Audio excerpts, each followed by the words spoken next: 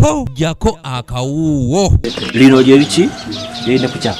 Meya w'ekibuga Mukono George Fred Kajimu ayingidde mu nsonga z'abatuuze omugagga Joshua Kulwabasayansi be yazibira ekkubo mwe bali bayita okutuuka mu maka gaabwe wamu n'okugenda ku luzzi ku kyalo Bajja ekisangibwa mu ggombolola y'Eggoma mu munisipali y'e Mukono n'alagira ofiisi ya tawuni Kiraka okuteeka mu nkola ekiragiro kya kkooti bamenye ekikomera ky'omugagga ono kye yazimba mu kkubo. Nze namba 2 nze ntandika wali ekkubo lino lisalibwako nga litwala era ekyapa kye kiraga bulungi oli asembayo ono yali azibye mu bukyamu kati we tugambidde nti neeno ya blockingawo wanene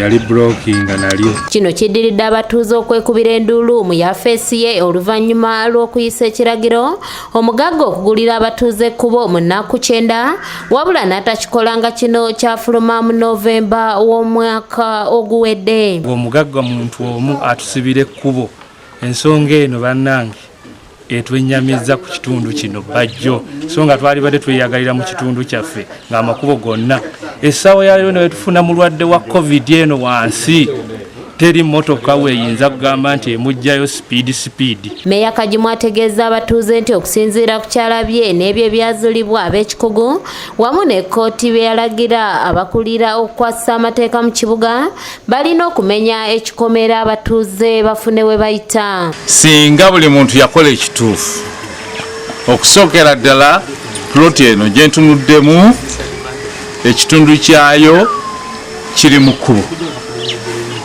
Kyentegeeza mu kino nti bagizimba ne basukka ploti yaabwe neyingira mu kkubo. N'ekyo kye tulina okukola kwe kukola ekituufu. Abatuuze babuulidde Meeya nga bwe batakyalina kkubo libatuusa mu katawuni kugula mmere saako n'okukima amazzi mu kiseera kino. Bandibadde basituukanga bo kanso kuba yeyina obuvunaanyizibwa obwaki obw'okujja okumenyaawo neyimuka kuba buli omu yajja baani bahirere baani abo bonna bajja ne batuuka ku gurawundi ne bamanya ki amazima agaliwo.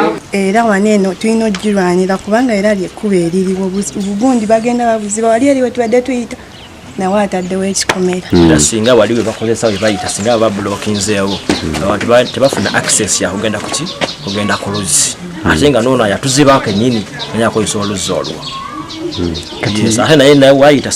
Abamu ku batuuze betwogeddeko nabo basabye abakulu mu kanso y'e Mukono bajje basse mu nkola ekiragiro kya kkooti bafunewo okuyita babawonye n'omugagga ono nga n'abamu yatuuse n'okubatwala mu makooti. Naye nga kanso eveeyo ekola amazima teri wa kanso atamanyi nti eryekkubo teririiwo.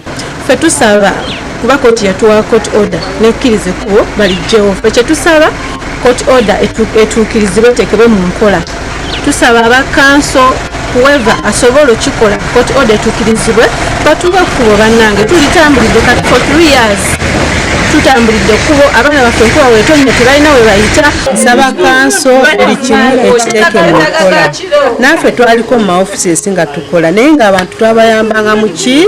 Wabula Meeya Kajimu awadde abatuuze amagezi okukomya okuzimba mu makubo olw'ensonga nti kitaataaganya enteekateeka y'ekibuga. Kye balina okukola kukola ekituufu.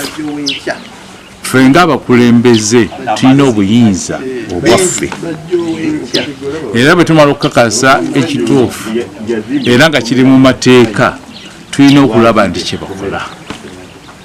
Kati ekyo kye tuvunaanyizibwako okukola era Patrice Kyewalabye yakusakidde eggulire lino ku lwa ABS Television nga baggulawo ekkubo.